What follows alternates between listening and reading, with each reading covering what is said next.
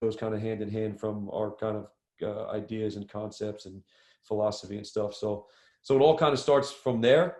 Um, we have the other analogy, which I stole from Trevor Reagan, who has, I guess it's called Train Ugly, I think. So when I was at Davidson, Coach McKillop had a 4-on-4 drill, which he called the ugly drill. We've changed it and done some different things with it, but basically it was your old school 4-on-4 no dribble, and there was a coach involved, so you can throw the ball to the coach. But he called it the ugly drill because when you can't dribble, things become kind of very ugly. So that kind of grew into me kind of understanding that and the chaos and randomness of our practice and being ugly. I spent a lot of time studying Train Ugly with Trevor Reagan, who's just awesome. So I advise anybody to go to that website. He has the concept of the jungle tiger, which I give credit for the first time, and then I take credit for it after that. But our kids, our team that we had 2 years ago that went to the TOC finals, they actually believed they were jungle tigers. It got to the point before games that they were sending me videos of like YouTube videos of tigers like eating deer in the wild and stuff. So I've kind of developed this brainwashing, I guess, and we really try to develop jungle tigers. I think at times we're creating a generation of zoo tigers, not just with basketball, but just life in general. Like everything's a play date for kids now.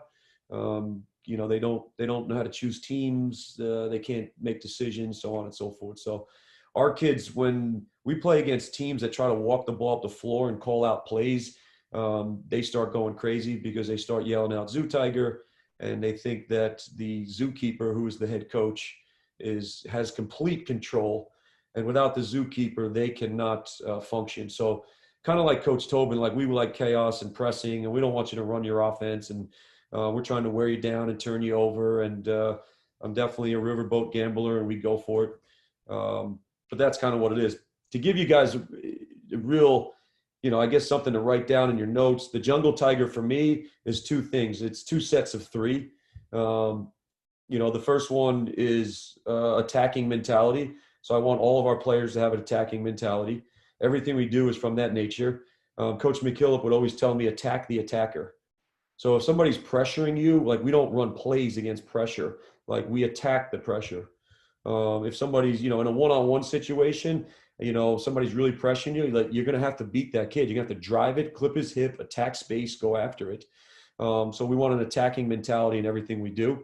Second thing is that we want them to be comfortable and confident. If you break this down, the number one skill your players need to have is confidence.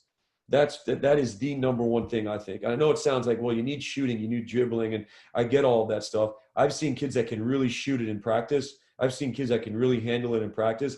But for whatever reason, when the lights come on and they're on Broadway, and basketball's a Broadway play, I mean, the actors are on the court, and there's a whole act involved here. They just can't handle it. So we want to develop comfortable and confidence. I played in the USBL minor league for 2 seasons, the Pennsylvania Valley Dogs. Chocolate Thunder, Daryl Dawkins was my coach there. He was an unbelievable coach to play for. Couldn't teach me how to shoot a layup, to be honest with you. But he really taught me a thing about coaching, and he really let us play and stuff. But he had this thing that he says confidence overwhelms talent. Overwhelms talent. So quick story, I don't want to bore you guys, but we were playing a team up in Boston that, for a lack of a better word, these kids were really good. We went up there to play, and they were really, really talented, and they were kicking our ass. I didn't play much on this team, to be honest with you. I came off the bench a little bit. We had some really good players, like Shaheen Holloway was on the team, stuff like that. I'm trying to think.